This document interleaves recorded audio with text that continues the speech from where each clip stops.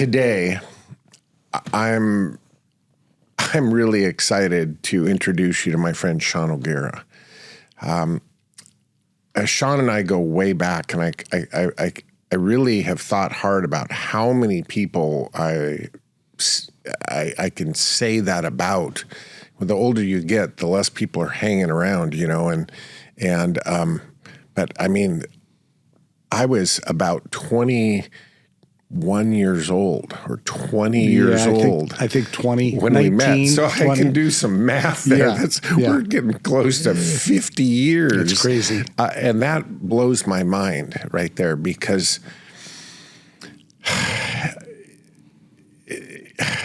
it blows my mind in a lot of ways. In some ways because those early years of knowing each other and knowing you, like anything, those set the template. They set kind of the foundation of where we go from there. So Anyway, thank you for being here, Shawn, and I'm excited to dive into this. Why don't you go back to where we met? Sure. And let's start there, and then I want you to take a reverse even further back and talk to me about just your childhood, your early influences, your early hardwiring. Because I picked you up when you're about 17 or 16, somewhere in there, and some extraordinary things had already developed in you. No. And there's no accidents to that. So start there. Yeah. Well, I do remember when we first met. It certainly, as we both know, it's through Young Life. And I had to have been about 15 actually, because I think I was a sophomore in high school. And it was through club and through, friends asking, hey, there's this Young Life thing. And I had no idea what it was. I was raised going to church. I was raised, believe in God, but I didn't have a relationship with God. And it wasn't until I had got involved in Young Life that I had met you and Len Andis and a few other leaders. There was an immediate attraction to that because everybody was so friendly and kind and happy and seemed to have a path that, and maybe path's not the right word, kind of a purpose of what you guys were doing and what you were trying to help us with. But as an early kid, I was a mess. I mean, an early kid. Lost my dad when I was 6. And what happened to your dad? He was in the service. He was in the Air Force, and he had an accident on base. He bumped into a wing of a plane, and later on had a cerebral hemorrhage, went into a coma, and never came out. So at 6 years old. Yeah, my mom and dad had already been divorced, and he lived in California, and I lived up here in Seattle. But I needed someone to be an influence. Being raised by a single mom, 2 sisters, 2 older sisters, and I got involved in Big Brothers. That probably is the single most influential thing that happened to me as in my early life was getting involved. I was 9 years old, and I got involved with a gentleman named Don Pickenpaw, who became my big brother. He had 4 daughters, still has 4 daughters, but he's gone. Unfortunately, he passed a couple of years ago. But that in itself made the biggest difference in my life. I'd say that and a few other things, but definitely between the time that I met you and my early life, that's what really made the difference. Tell me about Big Brothers, how that works. I've certainly heard about it. Yeah. I think I understand the general concept, but Sure. Who encouraged you to be involved in that? Yeah, good question. I had a 3rd grade teacher Mrs. Nelson. I remember her name, of course. And she had kind of a come to Jesus talk with my mom and said, your son needs something. He's in the principal's office 2 and 3 times a day. He is, just having issues. So she suggested that I look into Big Brothers. My mom did that within I don't know how many months. That was all behind the scenes, so I didn't even know. All of a sudden, I'm hey, you've got a Big Brother. Oh, well, what is Big Brothers? It is basically a mentoring program for young fatherless boys. Don really had a need because he had 4 daughters. I had a need because I didn't have a dad. And basically what you do is you just kind of hang out doing stuff, going to football games, University of Washington football games, going to have pizza. We used to go to the same pizza place, once a week or something like that. He just gave me the love of hunting. That was probably, I talk about Don, and there's a lot of things that he influenced me.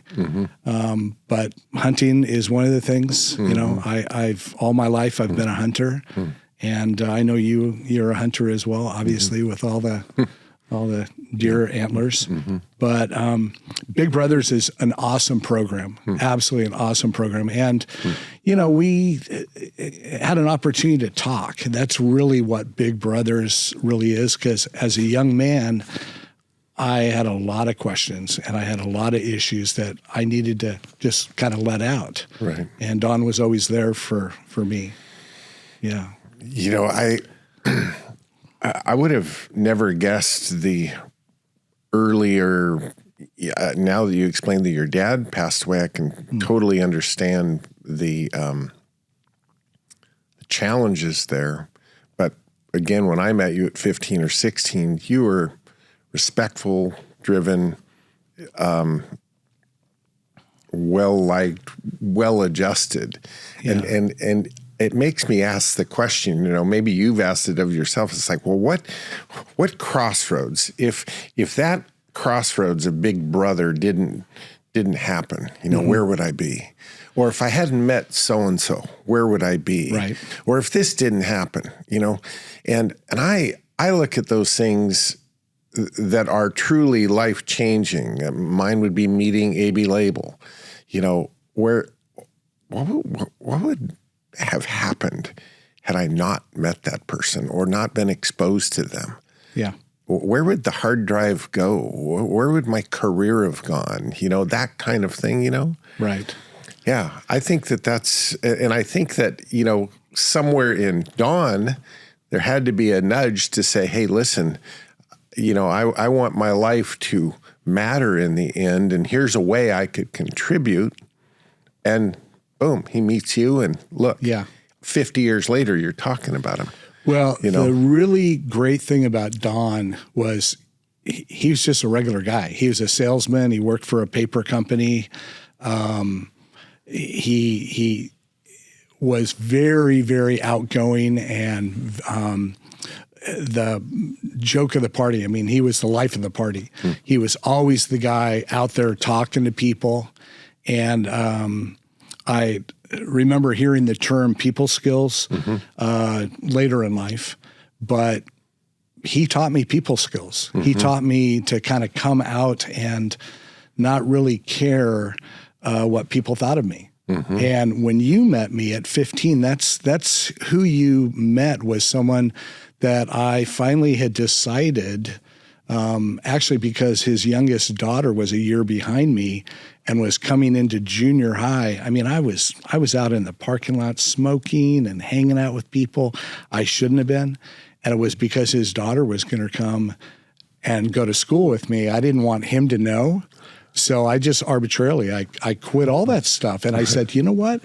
I'm going to be that goofy guy. I'm going to be that guy that is not popular, but everybody's going to know me because I'm going to get involved in as much as I can. And that's what I did. And when we met, I think I was pretty primed to meet the Lord. I think I was pretty primed that I had friends, but it probably wasn't at that time, looking back, it wasn't enough. I needed some guidance and some depth, higher power. Yeah.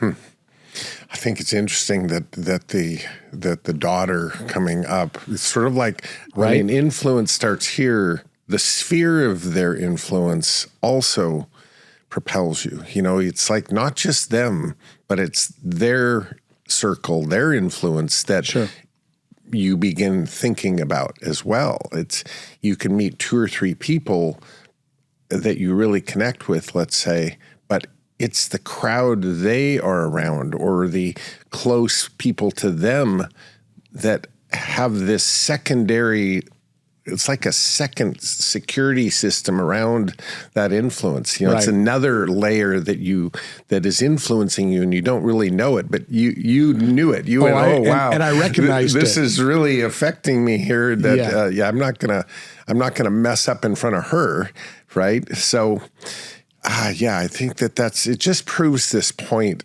that you know, everybody has heard, and I certainly believe in that the people that you can find yourself hanging around become such a big deal in the route you choose to take.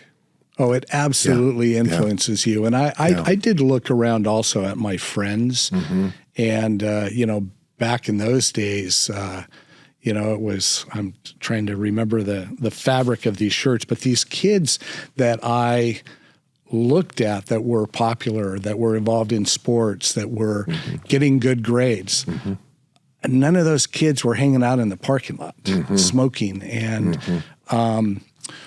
being sassy and that. And so that influenced me as well. And from that point on, I got involved in band. Marching band.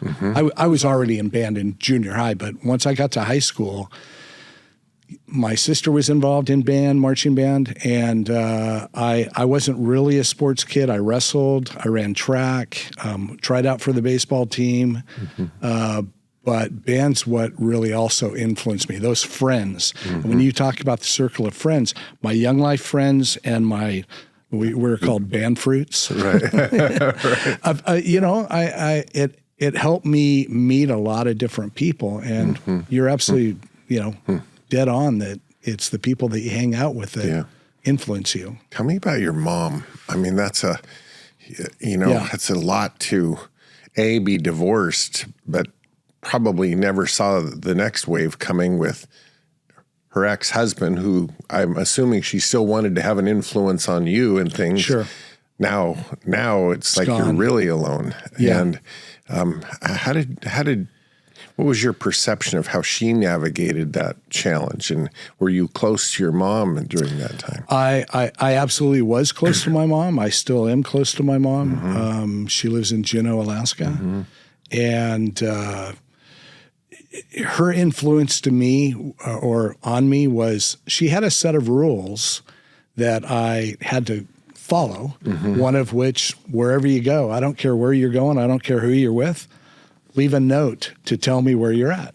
And that's something that I, in turn, have given to my son. You know, anytime he's somewhere that we don't know where he's at, well, growing up, he's older now, but that was a life lesson. But my mom had kind of a set of rules that were pretty easy to follow. And she pretty much let us do what we wanted to do, go where we wanted to go. She was growing up herself. She was young. I mean, she had 3 kids, and I don't know how old exactly she was, but she was young. And so she was still growing up. So we all kind of grew up together, but she just loved on us. I don't remember my mom criticizing or being really anything but encouraging. She had a sister that lived here in Seattle as well, my aunt, and we lived with them for a while because my mom had been in a car accident and almost lost her leg. She was in the hospital for, 4 or 5 months, and then bedridden for several other months. I mean, it was a long time ago, so I may forget all the details, but so we lived with my aunt and uncle for a while, and that also. I had an uncle that he was pretty staunch. I remember specifically getting in trouble and being sent into the corner of our dining room. And Shawn, you have to put your nose on the wall, and it was paneling. To this day, I can remember the smell of that paneling. I mean, right? It's stupid things that we remember. But no, my mom, pretty simple lessons, She didn't bug us about homework. She didn't bug us about getting involved in stuff. She just wanted us to be happy, and she just loved on us, and we spent a lot of time together. So I think that definitely influenced me as well. But she's an awesome, she's the kind of woman that would have just absolutely been everybody's friend at the PTA. I tried to get her to be involved in the PTA. No. I'm not a PTA mom, Shawn. No. And but anywhere she'd go, she would be talkative, and again, kind of the life of the party, right? Right. So I guess that those two influences, Dawn and my mom, kind of gave me that imprint of people skills that I have. I'm certainly not scared to talk to anybody. Yeah. No. Yeah. There was a group, and I knew you as individuals, but I knew you all as a group too, and a core group of 5 or 6 people in that group. When I was involved in helping Len with Young Life at Shorecrest, and I could get a feel even then, although I wasn't much older than all of you, really. I was in college, but I could get a feel there of, it's almost like I was, of course, not a parent yet, but in a sense, this was my charge, was that group, that small group of guys and a couple of gals that I remember a part of that group. But I could get a feel for drive and aspiration and creativity and measure sort of the people skills, which instinctively I could feel like that person's really going to go somewhere because they have this ability to connect and communicate.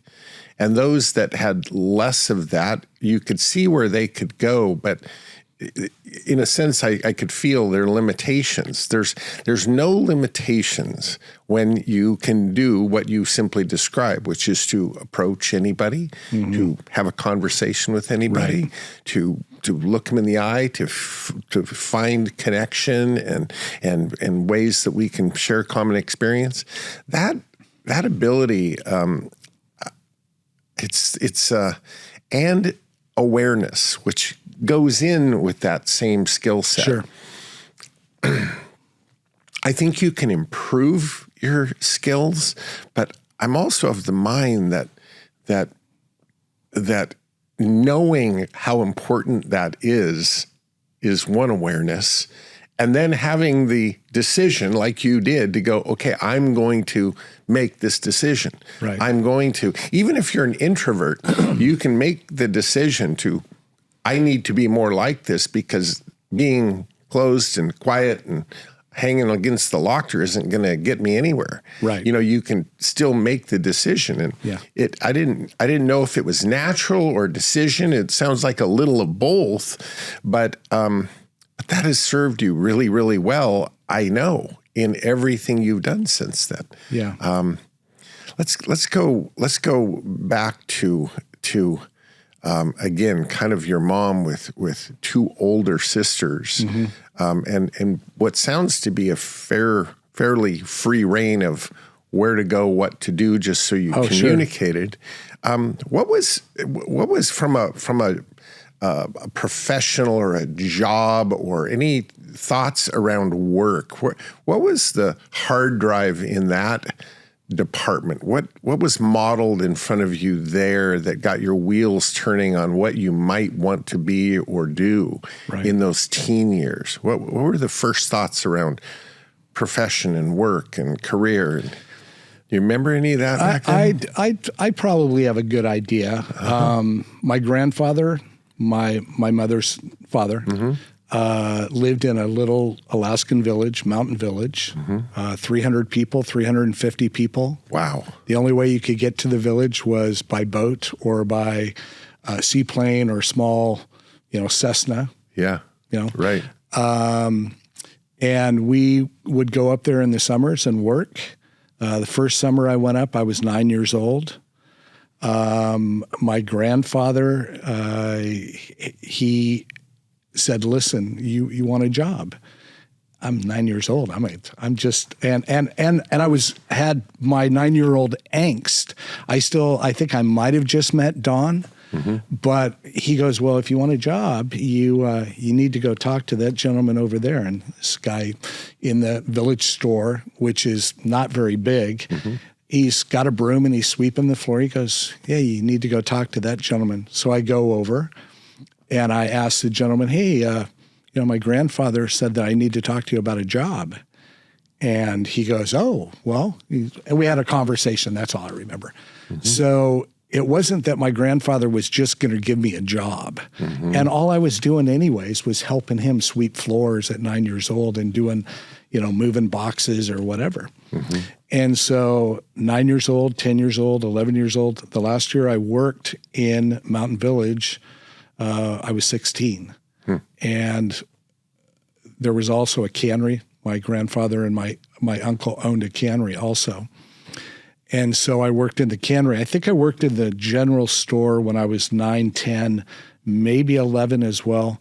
And then I started working in the cannery. I've got to say, that's got to be why. I learned to work hard. Yeah. At a young age. And, we'd miss the last 2 weeks of school and we'd miss the first couple weeks of school, which you can't do that now. Yeah, they don't let you do that anymore. But I loved my experience being in Alaska. I'm Alaska Native, Tlingit Indian. And so, it would be natural for me to want to give back and all that. But working in the general store, I think, is probably what kind of got me going. My first job here in Seattle was, Jack in the Box, paper route, that kind of thing. My mom knew a lot of folks in the construction business. And so I think, working as a helper in construction. Right. At that time, I didn't really think that was going to be my career, and here I am, general contractor. I mean, the weirdest. I always told myself, Greg, that I didn't want to have a job where I was selling something. Oh, please buy what I have to sell, right? Yeah. And here I am. I'm a sales guy. Selling jobs. Yeah, selling jobs, which with what both you and I have done, people come to us and they've already made their decision that they want to have a roof or windows or carpet or whatever. So as long as I'm competitively priced and I have the skill to convince them that I'm trustworthy, I got the job. Right. Right. It's the transition that I think is fascinating is when someone starts out in what I guess I would call conventional employment. They go to a Jack in the Box, or they go to a Nordstrom or some store or something that somebody else's company, and they say, "Hey, I think I can do that," and they get a job. Right. And there's nothing wrong with that. No, I mean, heavens no. My brother went that route right out of high school, and he did really well, right? And it worked perfectly for him. But I think the radical departure is not going that route, and so at some point, in your career there was this transition from conventional sort of work to entrepreneurship. We'll get there. What about right after high school? What was the next step after high school? Yeah. Well, because I had worked, many years, well, not many, but enough, I had a little money in the bank. My mom or dad were not going to be paying for college, so I paid for my own college. My first year out of high school, after being involved in Young Life and being saved or becoming a Christian, I really wanted to go to a school that I could kind of practically say, this is what I believe in. Is this really what I believe in? So I went to Puget Sound College of the Bible in downtown Edmonds, which is no longer there, but I went there for a year and it was great. It was really a fun experience. Played basketball at lunch every day and went to school and did my thing. Ended up not being my route. Went on from there and went to Seattle Central Community College and boy, there's a departure. Downtown Edmonds Christian school to Capitol Hill. Oh, heavens, yes. Yeah, wow. Yeah, and culture. I mean, I grew up in a high school that probably had a handful of minority kids. You go down to Seattle Central Community College and you're the minority kid. Yeah, I absolutely was for sure. But I'm trying to. I've done so many things, Greg. I mean, at one point, I think I counted 30 jobs that I've had in my life. Before doing what I'm doing now. Yeah. But I went to Seattle Central Community College, and I was working one of the jobs after, construction or painting or whatever. I got a job with Allen Plumbing and Electric. And we were working on NOAA ships, and they had welders and riveters and, all that kind of thing. So I just said, I'll go to welding school. So that's what I did. I went from, Puget Sound College of the Bible to welding school at Seattle Central. Got my certification, got a job as a fire watcher. I hated it. Immediately said, this is not what I want to do. What is a fire watcher? What's a fire watcher? Some other guy is in a water tank welding on the top, and I'm on the ground making sure that a fire doesn't start. Oh, with the sparks and stuff coming. Oh, yeah, breathing all that. And guys using bad language and, coming from a Christian background immediately to that kind of industry. No. Yeah. So, I ended up taking regular classes, and at about 20 years old, I think I moved to California and got a job. I was on summer staff at Frontier Ranch and met a gentleman, Roger Post, who was did you ever know Roger? I've heard his name from my brother. Yeah. And I was in Colorado, and he was the summer staff coordinator, offered me a job. Hey, I'll go to California. Worked at a bed and breakfast inn, found my new career. I'm going to be a restaurant hotel manager. This is it. So I come back to Seattle because of a girl, came back to Seattle, went to school, started taking classes for hotel restaurant management through Seattle University and Seattle Central through the WSU program. Got a job at Red Robin, and that's really where I think I learned my business ethics and organization and just drive was kind of that. But after high school, that's kind of what I did, and it's in the circuitous route. Sometimes you find what you are really, where your niche is by understanding where it isn't. Oh, sure. Fire watcher. Yeah. Okay. Yeah. Well, No. I'm done with this. Yeah. Right. Done that. No, move on, move on, and process of elimination.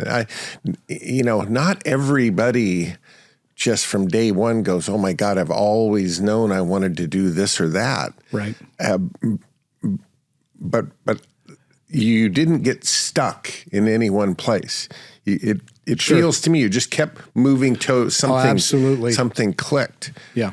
What took you from Red Robin to what I affectionately call self-unemployment, like working for yourself? Because that I remember that transition. Sure. And what was the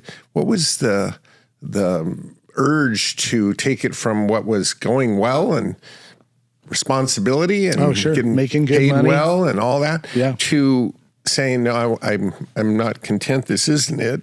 I'm gonna move into doing something on my own. Right. That's a transition, a big transition. Yeah, no, and it's scary. I mean, I was married at the time, and that decision was made with two of us versus just me saying, "No, this is what I'm going to do."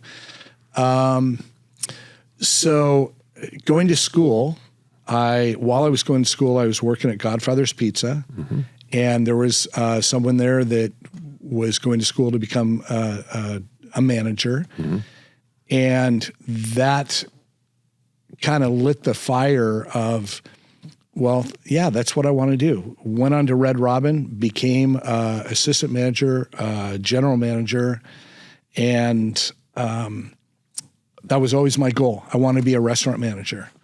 Well, I reached that goal, and it was awesome. I mean, I worked for Red Robin for 10 years. That's a long time. And I reached my goal of being a store manager and a manager, and it just wasn't enough. It didn't. And I work so much. Oh my God! I mean, somebody doesn't show up. Guess who's cooking today? Right. Yeah. Guess who's running tables? Guess who's bartending until the bartender comes in? The biggest thing that really got me I got to do something else. Menu changes. We'd get like 2 weeks time to say, oh yeah, we're going to implement this menu, and you got to have everybody tested. It just got to be kind of aggravating. So I got to do something else. What can I do?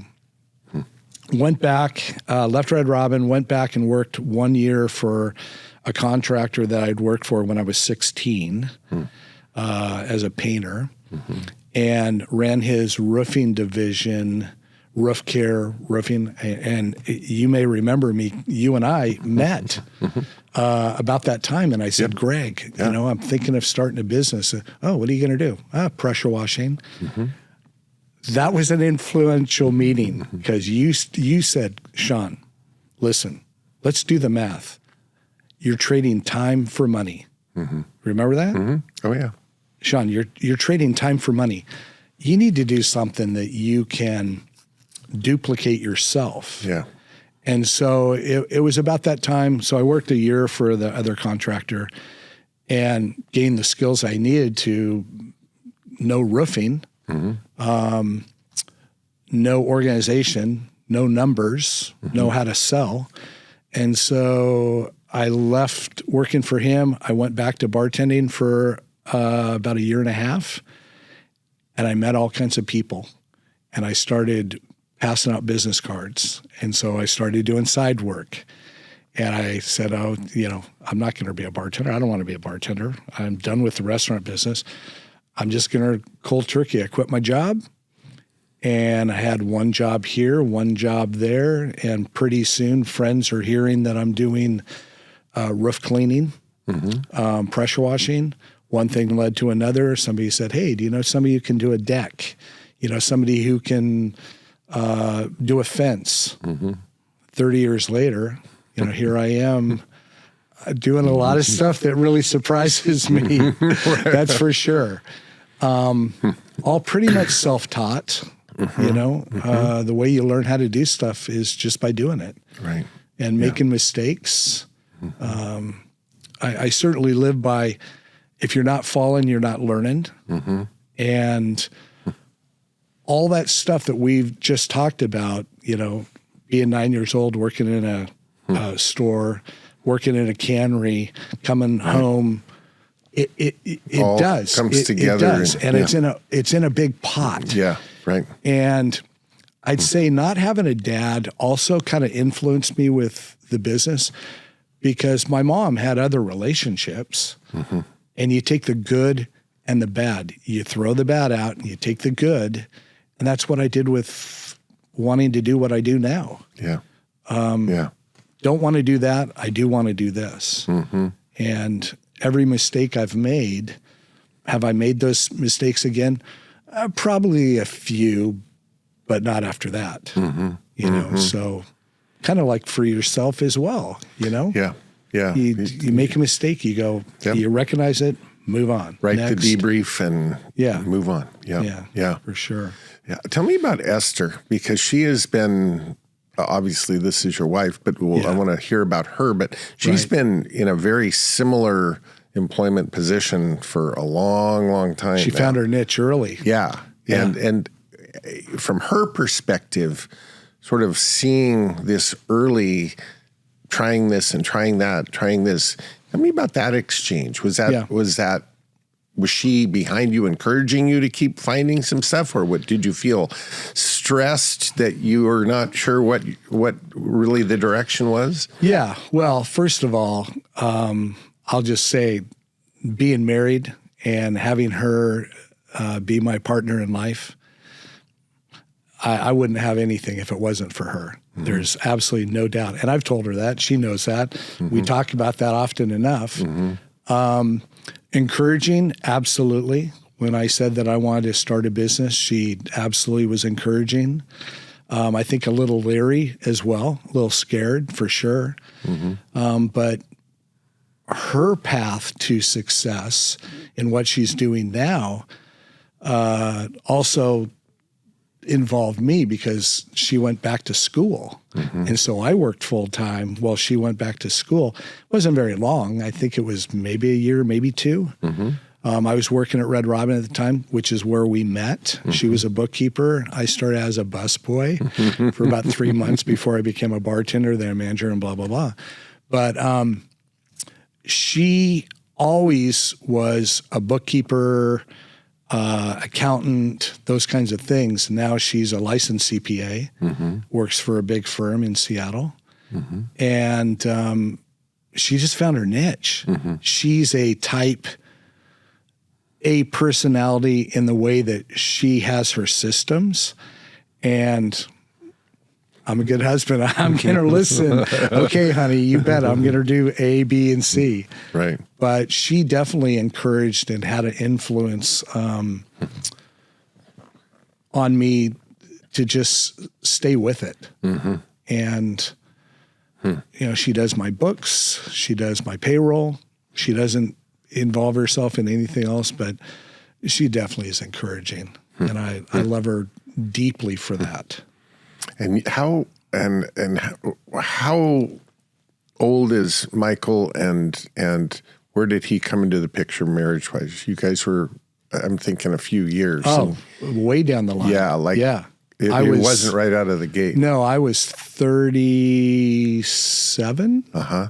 Yeah. She was 38 when Michael came along. Yeah. He's 26. Yeah. I was working at Elliot's Oyster House, mm-hmm. the last restaurant I ever worked at as a bartender before I started my business. And we couldn't get pregnant. Huh. We literally tried for 3 years, could not get pregnant. And we weren't going to do the doctor thing in vitro and all that. Yeah. About a month or two after I quit the restaurant business, got pregnant. Boom. And it had something to do with the stress. Everybody says that. Yeah, the stress of working in the restaurant business. But we always wanted. Let me take that back. She always wanted to have kids. Mm-hmm. I was kind of indifferent. Mm-hmm. I could take them. I could leave them. I don't know how my life was ever my life without having Michael. Yeah. because he absolutely has changed everything, and is a really smart kid, super gifted, fit. You know, he'll be able to do. He's kind of like me. He'll be able to do anything he wants to do when he decides what he wants to do. Right. You know, finally. Right. So we'll see. I'm excited to see that path. It's almost a how do I say it? I the first thought that crossed my mind is, you know, like a Cal Ripken that could play any position on the field. You know, it's like when a menu gets so big sometimes, it's hard to choose what you want to eat. Sure. And when sometimes really gifted people, it's because they can do anything. They've got great people skills. They're physical. They're intelligent. They're just clicking on all cylinders that they can go so many directions. Right. It's hard to choose, and everybody has a suggestion for them because they can see, you could do what I do so well, and well, they could do anything well. You know, I have a few kids I think like that just. You know, and you love to see that option, but it's always fascinating to me what leads to a real focus, because I also think that you can only grow so far in any endeavor without true commitment and focus to becoming really good at this. Right. The utility position to do a lot of things, I think for a while is great. And some people live their life like that. They just keep bouncing around doing things, and that's their version of success. But I'm looking at it through a lens that I see what happens when people get really, really competent and focused on a certain thing. Sure. Now they're unbeatable. Because you bring all these skills and this drive and this natural, you know, talent to a focus position. And now it's, wow, look out. They just run ahead of everybody. Right. And then they start calling their shots. Then doors open because of their success that I don't think would have opened the same way if they were just kind of doing a little of this, a little of that. Michael's one of those kids. You got very involved with him in the scouting program and real early on, all the way through. Sure. Was that a influence, do you think, by your big brother that sort of took you under his wing? Did you feel that sense of being involved with kids was a good thing? And did that influence have anything to do with that? That just triggered a memory of Don, because I was a Cub Scout, and Pinewood Derby is a big deal in Cub Scouts, obviously. So here Don and I are doing trying to figure out our Pinewood Derby car. Right. He was not a carpenter. It was like the Blob running down the track. But I don't think that Big Brother had any influence in Michael and I continuing, you know, getting involved in scouting. Esther's sister, her oldest is like 2 years older than Michael. In fact, he's older than that. He just turned 30. So anyways, he got involved in scouting. And it just seemed like a natural thing for our family, for Michael to also get involved in scouting. And because there was no leadership in that pack, there was leadership, but you know, each, whether it's a tiger, bear, wolf, blah blah blah, you need new leaders to come on board. And the person that was doing it at the time really didn't want to do it, and it kind of showed. So I stepped in, and loved it. You know, I really enjoyed my experience with scouting. I had been a scout leader for, I don't know, 17 years, 18 years. A long time. You know, Right. And I stayed involved after Michael eagled out. But his experience, circle around to this, I really believe the things that are making him such a special young man is that scouting, baseball, church, all three of those, he volunteered and we volunteered for everything that we possibly could. And I think that kids that have parents that get them involved in volunteerism really makes a big difference, because you're doing stuff for free and you're working your tail off doing it.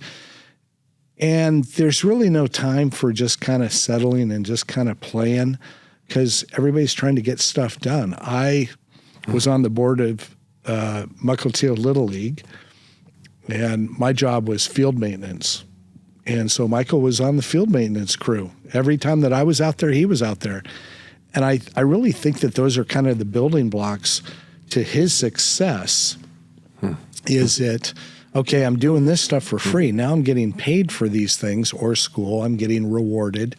Yeah, I'm going to do it. But scouting, fantastic. I would tell anybody to get their kids involved in scouting. You know, it's I like so many things. It's scouting is one that's gone through a lot of transitions and challenges, over the years. But if you think at its core roots, what it's trying to do, and what it's really still, Brad Tilden is, board of directors of scouting now. He used to be, I think he followed Jeff at Alaska Airlines. And Jeff has talked to me a bit about, some of the challenges of sort of holding the vision of what scouting was about. It was about fathers volunteering. Yep.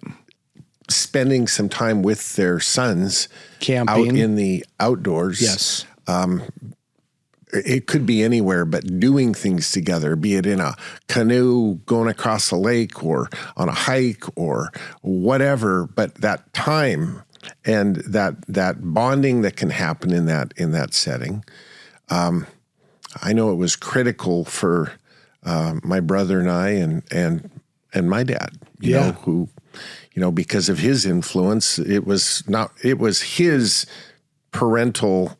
He didn't have a dad either, my dad. Oh. And so he was urged to get into scouting by friends, fathers that thought, hey, this would be a good thing for you. Right. And he dove in head first and became an Eagle Scout. And so got Jeff and I involved early, and it really wasn't an option. If you start this, you're going to finish it. Yeah, right. So, I remember that story.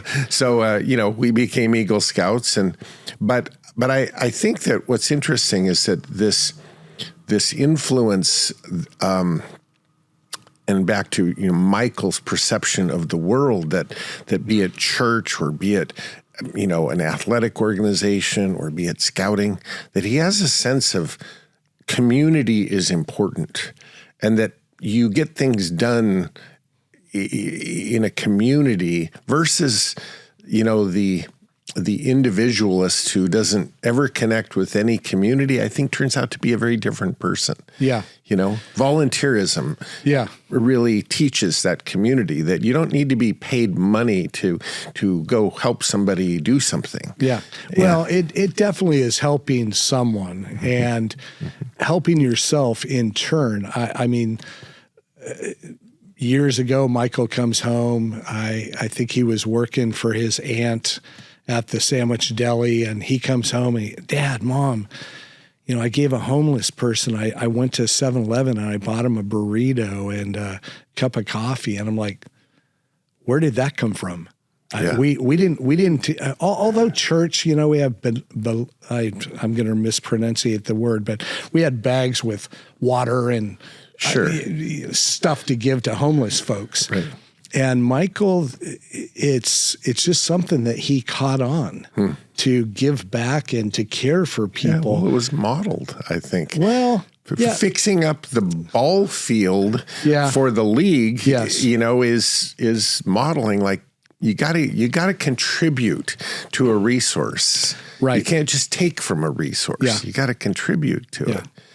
And I don't know. To me, that's a principle that not only creates great people when it's modeled. But from a very practical position, you think about your business. Mm-hmm. If you're not bringing great value, you're not going to be in business long. Sure. You've got to bring great value to expect anything in return. Yeah. But I think that taking that same attitude out into the world, that bring value, contribute. Right. Don't just take from resources. We all know, I mean, I maybe you don't, but I certainly have reacted to people who seem to show up at everything. They never bring anything. Right. They eat all the prawns. They leave early and they don't clean up the mess. Like you know what I mean? It's like, it bothers me. It's like, show up or bring more than you're going to take. Right? Leave something. Yes. Clean up the mess. Help. It's just those basics to me. God, somebody's got to do the dishes after this party. Get in on it. Do it. If you borrow a tool, bring it back better than it was when you got it. Right. Well, and that would also be my mom. Yeah. She definitely taught us that. Yeah. And we didn't live in, the house I grew up in. Yeah. Little tiny house in Lake Forest Park. Yeah. Now worth about $800,000 because it's in Lake Forest Park. Yeah, that's exactly right. We still have that house, thank God, for sure. Yeah. But she taught us that. Yeah. Bring stuff back better than you found it. And if you're going to be involved in something, like you said, add something to it. Yeah. She always complained, oh my God, I need a ride. I can't, and none of my friends are helping, even though she was always the first to give somebody a ride. Yeah. There's little things like that we grew up knowing.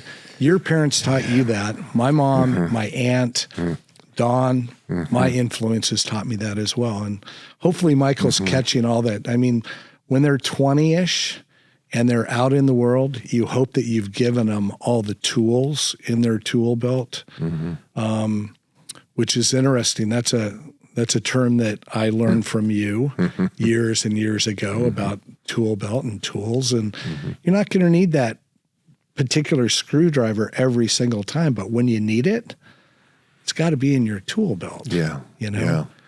Well, and that's I think, and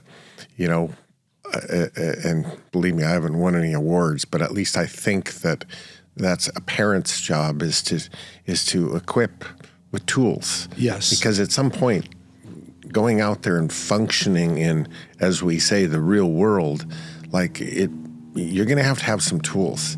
You're going to have to be able to navigate and deal with situations, and so those tools you learn them with, like you said, this blender of influences, this blender of experiences, and yet thoughtfully somebody quarterbacking it that has that vision in mind.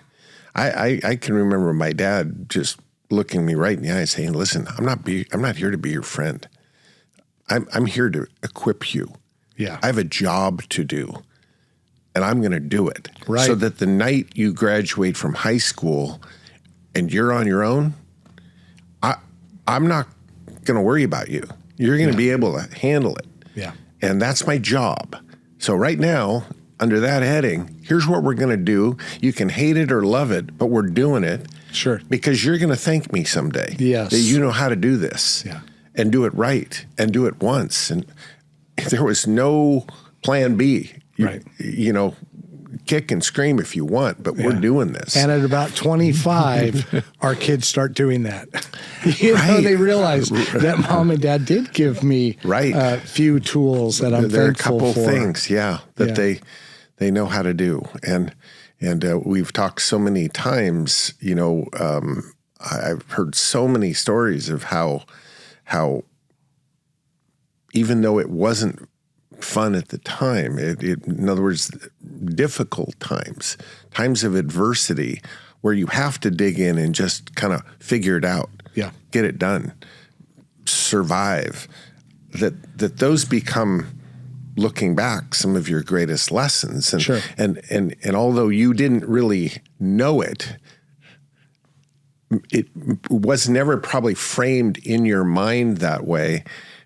Being fatherless at a young age, you were contending with a challenge that anyone else could say, well, that's obvious. And yet it was just your life. And yet I contend that hard drive of I can get through this, it carries you through. Yeah. This isn't the most difficult thing I've ever seen. Let's just keep going, you know? Well, I certainly have been able to sift through the good and the bad that has been presented through my life of friends and family and acquaintances, you know, people that come. I remember people coming into the restaurant and offering me jobs and different, you know, opportunities. And I knew what I wanted to do. I knew that I wanted to be a store manager, and I reached that goal. Yeah. Was it what I am doing now? Of course not. But that hard drive is influenced by everything around you. And failure, you know, I look at Michael, and he's had some failures, but that's made him stronger for sure. And I definitely look back on that and go, that's a positive. Yeah, it's a big deal. I want to go in a different direction. I think the statistic roughly, and I'm probably a little off here, but I think people transition if they buy a home, they transition every 5 or 6 years. They move to a different home. You don't see many people these days who've been in a home for 20 plus years. Yeah. And I want to have you give the perspective, if you can remember any details, because it's been a while, of the home that you bought that you still live in. And how just owning that home all these years, what that's meant to you from a family perspective, from a financial perspective, from just looking at anything over a big period of time, you can see it clearly. So I couldn't tell you exactly the year you bought that home. I do remember being involved because I'm not even sure if I sold that home to the prior owner or not. I'm really not sure. I either did one or the other. They were neighbors, Mike and Ken. But the point being is I remember way back introducing you to that home, and you're still there. Yeah. So talk to me about this home. Yeah. Right. About ready to do a kitchen remodel after all these years. Yes. Yeah. Well, I would say there are building blocks and pillars of your life that matter. That home is our greatest. Our son is our greatest achievement, but having that home has helped us so tremendously over the years because we've been able to do different things borrowing against it. We've been able to have a solid base that everybody knows where we're at. I really can't think of my life without. We're going to die in that house. Yeah. I mean, honestly, other than it's a 2-story, so I'd figure that part out. But you were involved. That was 1980. No, house was built in 84. That was 1989. Is because we got married in 87, and it was a year and a half later. We moved from a 1-bedroom apartment into that house, and we said, how are we going to palatial? How are we going to fill this house? Right. It's an empty house with 1 bedroom full. Right. We'd like to know, how are we going to empty this house now? Right. Yeah. So you can do the quick math. The house was a great investment. Do you remember what you paid back then? Because I couldn't guess. $134. Oh my God. Yeah, and that was with us. We started looking at houses at like $87,000, $90,000. Even in that Picnic Point area, we found a house, and this is before I knew better, but we were working with a real estate company. And again, this is Greg Pinneo, vintage Greg Pinneo. Vintage. If I'm anything, I'm vintage at this point. Absolutely vintage Greg Pinneo. I remember little Greg saying, ask the guy who is working with you if he owns his own house. No, he lives in her apartment. We're sitting in this car. Was that me selling? Oh my God.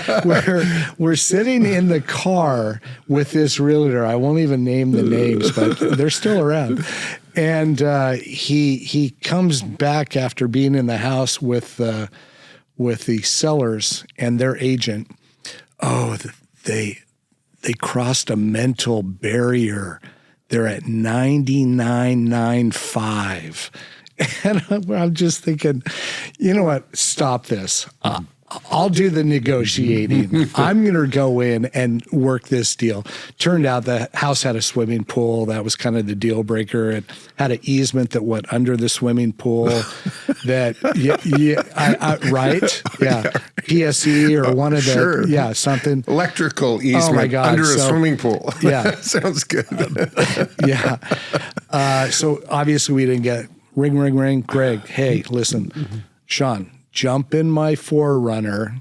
And that was back when the old school phones, I think KGR, they called it Rich Boy with a cell phone or something. Jump in my rig. Let's go look. And we looked at, I don't know, we probably looked at 10 or 12 properties, one of which is just down from Meadowdale Park. Remember that little square box that had unobstructed view, but it was so small. Esther's like, no, and it was about the same price. It was about $130,000. Oh my God, I wish I had that piece of property now. Yeah. Oh. Yeah. But no, it's been an awesome thing, and I just bumped into my Canby the other day, by the way. Huh. Yeah. Yeah. That's awesome. Yeah, doing well. Yeah. Both him and Diana. Yeah, that's awesome. Yeah. But, yeah, they're your neighbors. Yeah, yeah, from them and Ken and I mean, those there are too many old real estate stories. The vintage was a good word, but when you look at that now at 134, I wouldn't even, because I kind of don't do residential as much anymore. But I could take a stab that that area is so classic and it's a tremendous location, and those homes in there were well built and underground power and sidewalks and curbs and it's well put together, great school district. Right.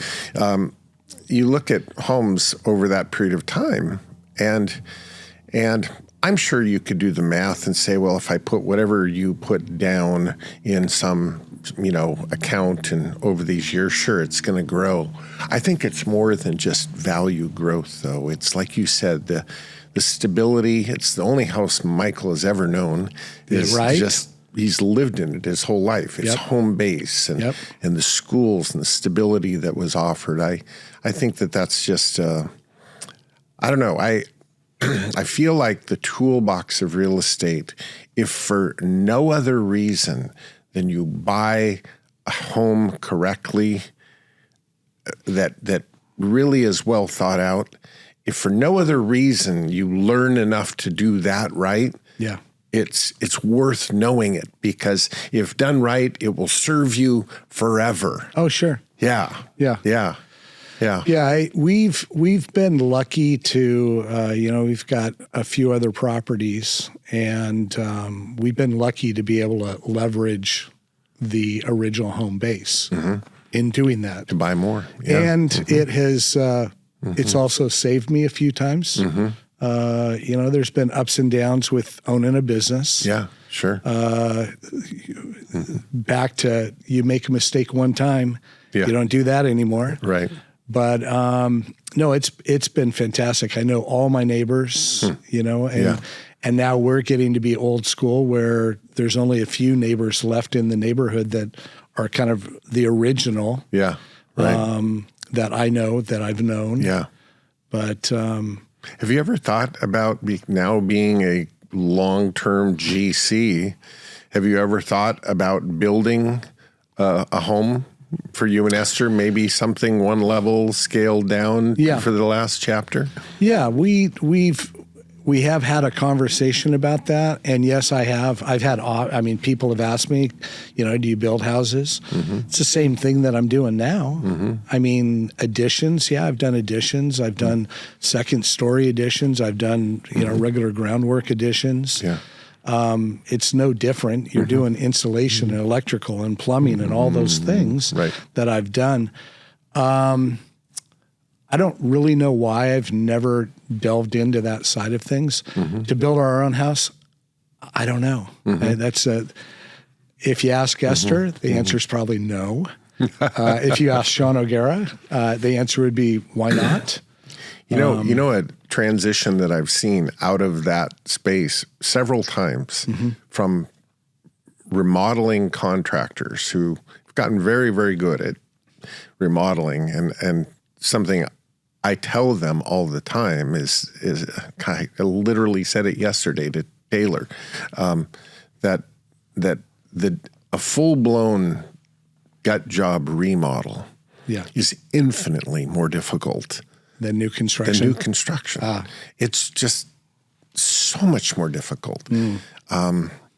A new set of plans where everything is square and level right out of the gate, and everything just goes together, and you're working off a well thought out set of plans, so you're not adapting every day based on the new exploration of what you see when you open up a wall.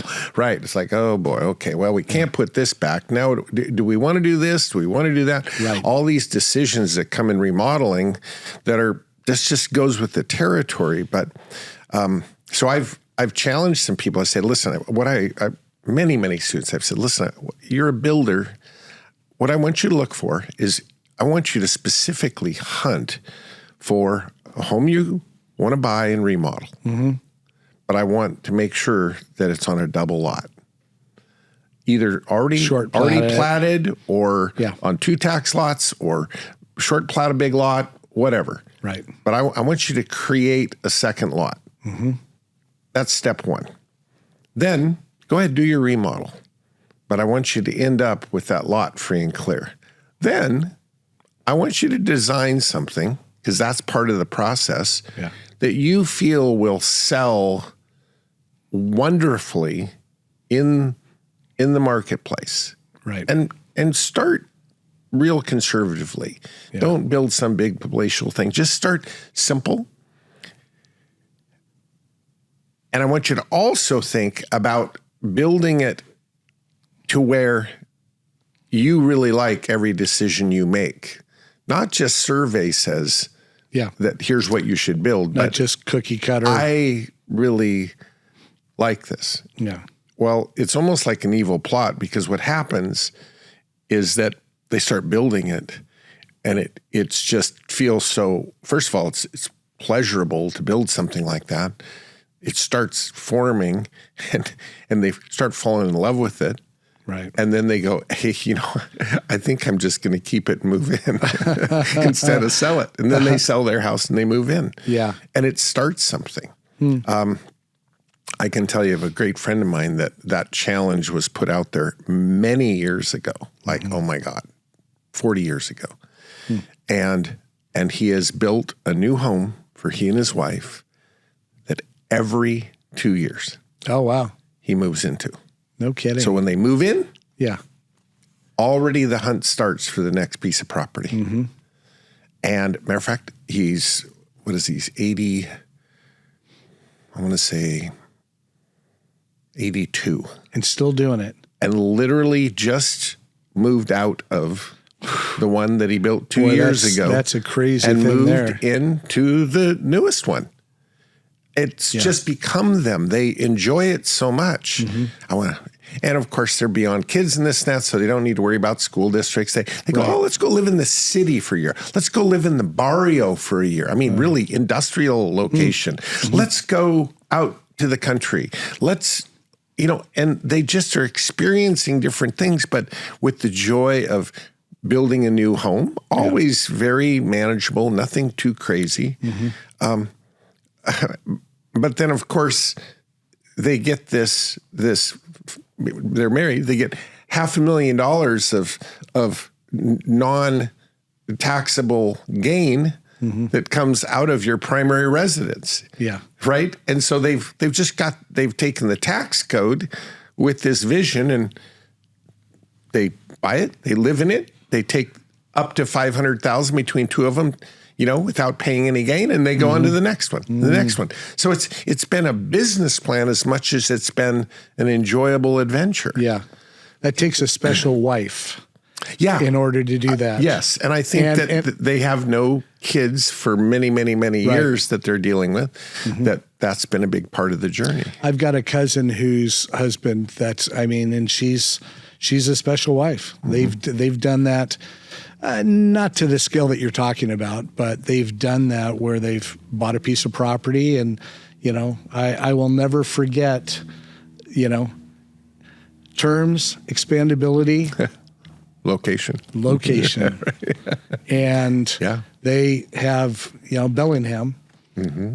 I don't know that you're never going to lose in Bellingham, but boy, they've done quite well in that very, very, and all really cool little places that have little bungalows in the back, right, and little multiple fireplaces in the yard for people to come and celebrate different events. And I've always wanted to try and make our backyard that way.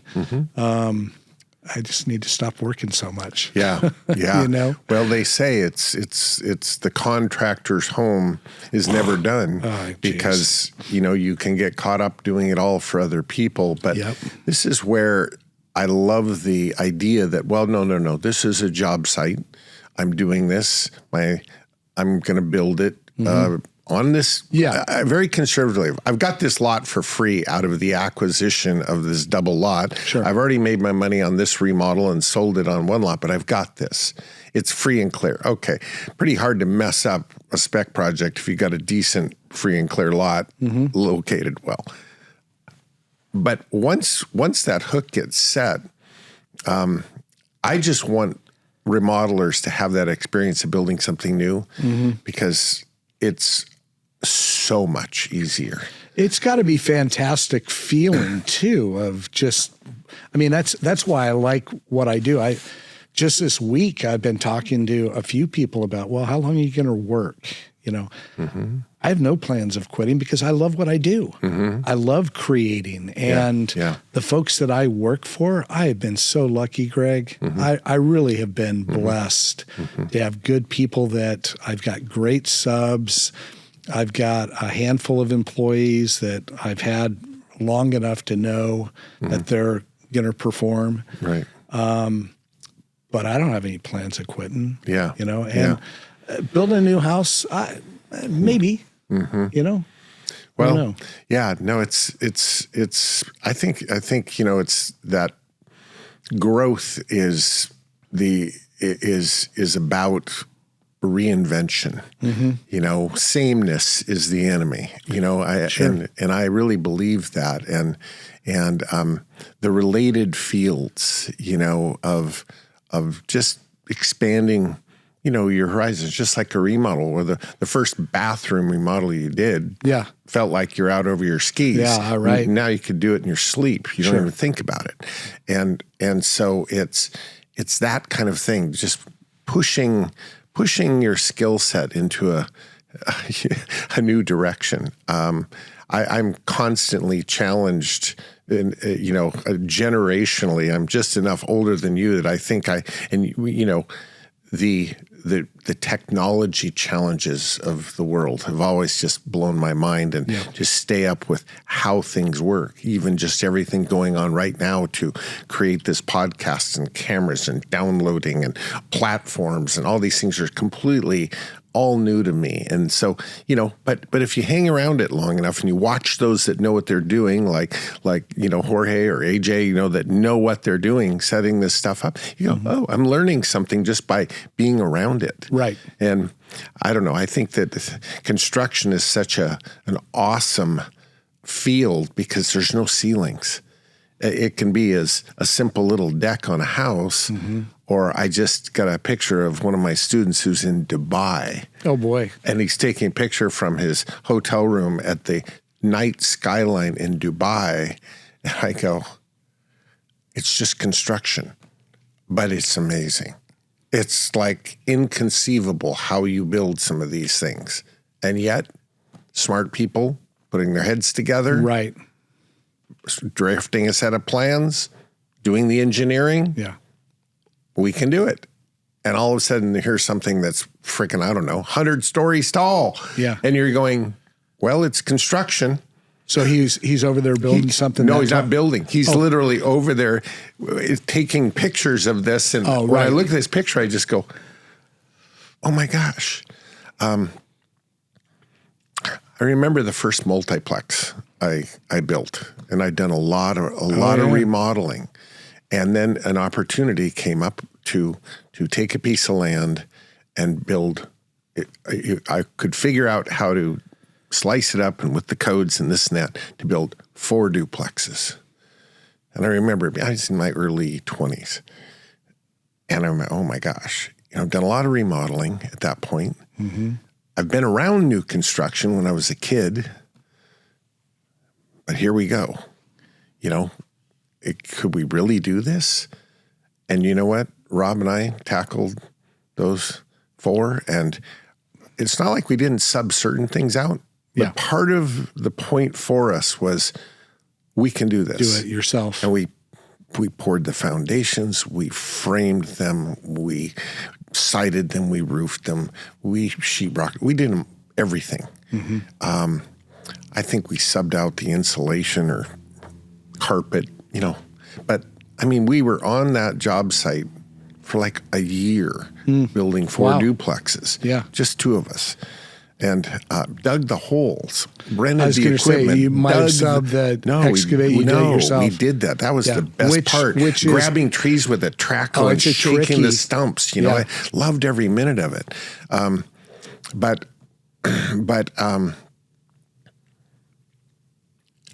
relative to remodeling, it was simple because you weren't inheriting an existing challenge. You just do it right every step of the way, and it went very smoothly. Now, I learned a lot on that project, 8 units on an acre with all this lawn and stuff that I understood density all of a sudden because maintaining that silly 8 units of properties seemed like a full-time job after that because I like things to be nice in a certain way. But, but the construction piece of it was like, this is not intimidating. And then all of a sudden, you just blink and we're putting in tight multiplexes with underground parking garages and on and on and on. And it's, again, it's just construction. Yeah. But there had to be that. It's like jumping into cold water. It's like it had to be that first step. And then once you did, it's like, this isn't so bad. This isn't bad at all. Yeah. I got this. And it actually, in hindsight, it's so much easier. So I don't know. I love the field, though, the sport. There's no ceilings to it. Yeah. You mentioned that when you said, I want to be a manager of a restaurant, you get there and then you go, well, where do I go from here? Right. I'm running the whole place. I know what this is about now. Mm-hmm. I love the idea that our industry of construction and real estate, there are no ceilings. Yeah. I love that. Yeah, and you would also think with who my wife works for that there'd be a lot of opportunity for that kind of thing. Right. Mr. High Rise himself. Exactly. Right. Yeah. Which we've had conversations about that, by the way, and it's always been kind of like how we encouraged or did not encourage Michael to play football. She's never encouraged me. Oh yeah, come down and work with me. No, you do your own thing. So yeah. But it's been a fun ride. There's no doubt about that. I think that the part that's intimidating to me about new construction is that you really do have to be, time frame wise, you got to be on your net. You really, I mean, you've got debt that you got to be paying. You know, you've got all kinds of money coming and going, and it's a different arena. But like you said, the construction part of it, the groundwork. Once the groundwork is done and the concrete's in place and you're framing, it's the same thing I'm doing now. Exactly. I mean, we built this thing in Cle Elum last year. In December, by the way. Oh, dear. Yeah, poured concrete in December. Thank God it was a pretty mild winter. But, you know, we're using cranes to put these big 19-inch by 9 7/8 glue lambs in place. It was a 45 by 28 carport that we only did it 2 and 3 days a week because I was still running what I'm doing here. Yeah. And stayed in a hotel, and it was a great experience. Tough thing, a month after it was done, we got the final, tree fell on it. Oh, yeah.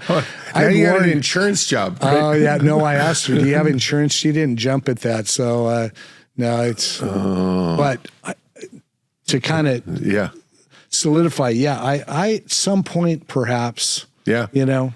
Well, and the stage is set for that. I mean, absolutely. You're ready to take that. And I love the metaphor I use a lot is this, you know, anyone that wants to fly, they start in a little 172 Cessna. But then of course there's the space shuttle, and they're both airplanes. And yet one takes an infinite amount of steps to get there. Right. But that's the same bandwidth. There's just, and then if you've flown the space shuttle, technology changes every day. So you're relearning it every day to keep going, you know? Sure. I don't know. I love the no ceiling aspect. It's a little bit like a view from a home. Somehow when you can see 100 miles out your window, it sets a mind frame around possibility. And things that have no ceiling have always drawn me because there's just always an ability to grow and stretch and learn and stay in class and keep growing, you know? Yeah. At some point, I'm going to go back to school. We went to Japan in April, and I've challenged myself at some point to learn Japanese so that when we go back, that I know a little bit. Esther knows more than she says she does, but next time we go, I'd like to be able to communicate better. It's awesome. And, you know, construction-wise, there's more to learn, of course. You know? To kind of eliminate any risk that you might be willing to take. Right. Exactly. Eliminate as much as you can. Well, and I think that, now that you're not a kid anymore, but you'll always be a kid to me. How did your collarbone heal up? Wrestling in my front yard. It's been a little sore recent. I think 40 years later, you can feel that, right? Oh my goodness. Right? No, you know, when we get older, you start thinking about okay, if I'm between second and third base, or I'm at third, and here we go, you know, wherever that you are on the base path, you start asking the question, and I certainly am asking a lot these days, that when you slide into home, what have you done that you wanted to do? What did you leave? What kind of legacy, or what kind of footprint did you leave that's going to have meant something? And I think about the time you've spent with all these kids in scouting. I think of the son you've raised, for sure. Yeah. What comes to your mind as you think about that sort of final question? Because you know, I can't even believe that the kid that I met when I'm 15, now we're, you know, you're not quite an official senior citizen yet, but you're getting close. Pretty close. Right. I get a discount at the movies now. That's sure. That's I good. like that. Yeah. Right. I guess I would add the question, what would people, when I'm gone, what will people say about me? It's interesting because, I look back at when I worked at Elliott's as a bartender. I don't know if you've ever been down to Elliott's Oyster House. Beautiful. But the bar has got a ladder that slides across so you can get to the bottles up on top. And I have so many friends that came down to see me there, and they all say, boy, you were in your element when you were on that ladder grabbing and helping people and, and I think that that's what people will say about me is that I wasn't the most popular guy, but I cared about people and I tried the best I could to give back. And with the scouting and the baseball, helping out with field maintenance, getting involved in stuff at church, those are the kinds of things. Helping friends move, helping friends financially, helping friends emotionally. I mean, I grew up high school-wise. The definition of a friend is, a true friend is, are you willing to drop what you're doing, get on a plane, fly across the country to help me? And we all know how many on our hands that we're willing to do that for. And I think that my closest friends know that that's who I am. And that's who I want to be. That's who I strive for. That's who I hope my son is going to continue to become. Because that's really... High school reunions, the first 10-year high school reunion, everybody's, 20-year, you're kind of deep in your career and you're nicer. 30, 40, you're kind of going, what can I do now to give back? And that's where I'm at now. I've probably I'd like to think I'm going to work another 5 to 10 years. Esther would like to have me retire now. We've talked a lot about that. I just love what I do. So I'm going to continue to do it, but I'm going to continue to try and give back, help my friends and those in need for sure. Well, I think that at the end of it, that's it doesn't have to be complicated. That is the essence of it. And I can see day in and day out, you make a huge difference, and you have in my life forever, forever. Well, and vice versa. It's been a long journey, buddy. Absolutely. Lots of memories.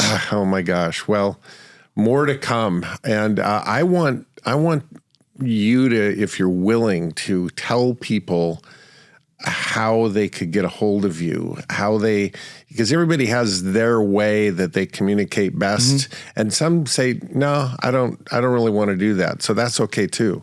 But if there is a way they can communicate with you, do you have that way? Let them know. Sure. Yeah, go for it. You can always call me. Okay. My phone's on. My phone is always within hand's reach, 24/7. And that's 206-240-4941. Probably the best email for contact. It's a pretty easy one to remember. ShawnCyclist1@gmail.com. One of your passions. I've got a love for cycling. I've got several emails, but that's a good one to reach me. Shawn Cyclist. Shawn Cyclist. HAWN. Yep. Not SEAN. Correct. Right? Yep. And the number 1, not spelled out 1. Shawn Cyclist 1. Yeah. And I'm happy to help wherever I can. Well, this has been awesome, and I appreciate you being here. The journey, the real pieces of the journey. I had a call, Shawn, this last week from a guy I'd never met, who is developing hotels, but now moving into other commercial activities on the coast, on the Washington coast. And And he said, listen, I've stumbled into your podcast. Oh. And he said, I've listened to all of them. And he said, they're just amazing because he said, what is pulling me to this is that everybody you have is real. They're not selling something. They're not full of themselves. They're just talking about the journey. And wow, it's just real. It's raw. It's things go right. Things didn't go right. It's how it really is. And versus here's the magic wand and this is all you got to do and it's all easy. Well, that's a bunch of bullshit and we all know it. But he said, I just am so sick of those. I love to hear about where people are and how they're navigating and how they did it. They just seem so real. Yeah. And I go, well, yeah, they are. And they wouldn't be here if they weren't. And so I appreciate your accessibility. You're very successful. You've done a lot of things right, but I love the humility. Like we're all in this growing and learning. Yeah. And so I appreciate you being here, buddy. I appreciate the time. And, the mentoring over the years, like you said, we've known each other 50. That's, yeah. Yeah, it's kind of scary. It's it's a long time. I don't think we're going to know each other for another 50. Yeah, well, not here anyway. But I'll take what I can get for sure. Well, thanks again, brother. And I appreciate you guys being with us again on this podcast. Fantastic that you take the time to watch it, and you know how to run me down if there's any questions you have of me too. So thanks, Shawn and Pinneo. Over and out till the next one.